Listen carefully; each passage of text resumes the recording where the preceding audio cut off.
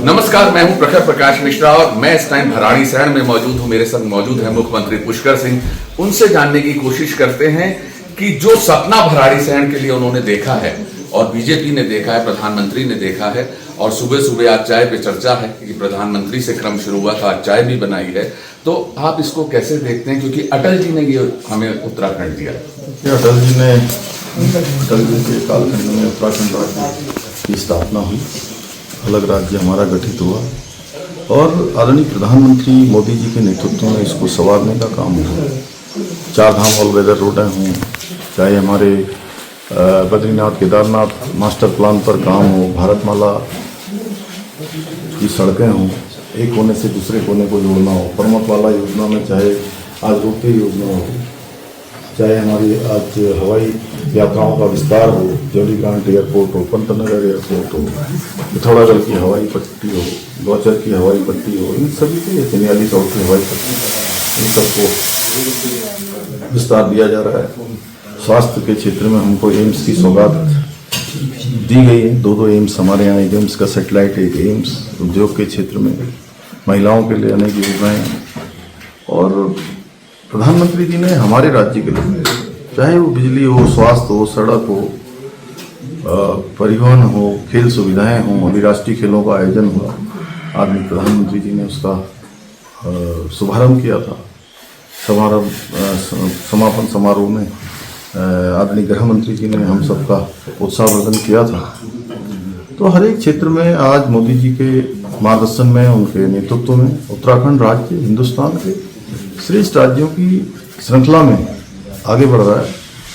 आप सुबह 5 बजे उठ जाते हैं, प्रधानमंत्री की तरह आप चाय भी आपने बनाई। आप कितना उनसे प्रेरित हैं? उनका 75वां जन्मदिन आने जा रहा है, उसको लेकर आप लोगों के दिल में क्या क्या है? और खास तौर पे केदारनाथ और बद्रीनाथ का बड़ा आशीर्वाद, और वो कहते हैं दिल के करीब है, ये दशक उत्तराखंड का है, तो उस पे आप किस तरीके से संभालेंगे? प्रधानमंत्री जी बाबा केदार के अनन्य भक्त हैं, इसीलिए बाबा ने उनको अपने धाम को सजाने का और संवारने का, आपदा के बाद जो स्थिति हो गई थी, उनको ही अवसर प्रदान किया। और आज भव्य केदार और दिव्य केदार के रूप में केदार धाम संवर रहा है, तेजी से आगे बढ़ रहा है। बद्रीनाथ धाम पर मास्टर प्लान पर काम हो रहा है, और प्रधानमंत्री जी ने अपने जीवन का एक एक पल और एक एक क्षण देश के अंतिम छोर में खड़े हुए व्यक्ति पर के लिए लगाया है, देश के सामान्य मानवीय के जीवन स्तर को ऊंचा उठाने के लिए लगाया है। लगातार एक अनवरत साधक, तपस्वी, और मैं कहूँगा कि एक परिश्रम की जिसने पराकाष्ठा की, इस रूप में उन्होंने देश को आगे ले जाने का काम किया है। आज कोई वर्ग ऐसा नहीं है जिस वर्ग के लिए उन्होंने देश के अंदर योजना न दी हो। भारत का मान सम्मान, स्वाभिमान पूरी दुनिया के अंदर प्रधानमंत्री जी के नेतृत्व में बढ़ा है, और वो भारत के, आज़ाद भारत के ऐसे पहले प्रधानमंत्री हैं जिन्होंने दुनिया के अंदर भी भारत का डंका बजाया, भारत की पहचान स्थापित की, वैश्विक रूप में मान्यता स्थापित हुई, और देश के अंदर भी हर वर्ग के लिए उन्होंने उनके कल्याण के लिए काम किए। इसलिए उनका 75वां वर्ष पूरे देश के लोग, और विशेषकर उत्तराखंड के लोग, क्योंकि उत्तराखंड की हर माँ, हर बहन, कोई उनको अपने बेटे के रूप में देखती है, कोई भाई के रूप में देखती है, कोई अपने अभिभावक के रूप में देखती है। यहाँ के सैनिक जो बड़ी संख्या में है, सैनिक बाहुल्य प्रदेश से, सैनिक उनको अपने परिवार का हिस्सा मानते हैं। तो यहाँ बहुत धूमधाम से उनका जन्मदिन मनाया जाएगा, और हम सब भगवान से प्रार्थना करेंगे कि वो दीर्घायु रहें, स्वस्थ रहें, और दीर्घ काल तक, लंबे समय तक भारत को उनका नेतृत्व मिलता रहे। एक चुस्की भी लीजिए आप, क्योंकि प्रधानमंत्री चाय जरूर पीते हैं, पिलाते हैं। चलते चलते बस ये जानना चाहते हो, बड़ा नकारात्मक रवैया रहा है खास तौर पर विपक्ष का।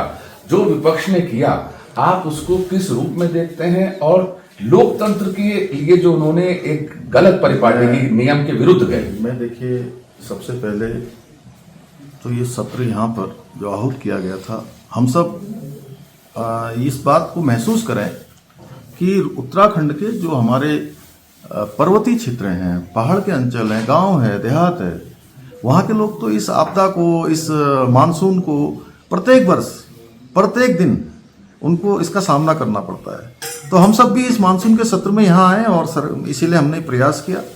लेकिन विधानसभा अध्यक्ष जी की मैं बहुत आभार प्रकट करता हूँ कि उन्होंने पहले दिन से लगातार प्रयास किया कि ये सत्र व्यवस्थित रूप से चले। 8 बार उनको विधानसभा की कार्रवाई रोकनी पड़ी पहले दिन ही, लेकिन वो तो आमदा थे कि हम सत्र नहीं चलने देंगे, हम आपदा जो राज्य के अंदर कई स्थानों पर आई है उस पर चर्चा नहीं होने देंगे। केवल और केवल जो है हम हुड़दंग करेंगे, मेजें तोड़ेंगे, टेबल तोड़ेंगे, माइक फोड़ेंगे, कागज जो हमारी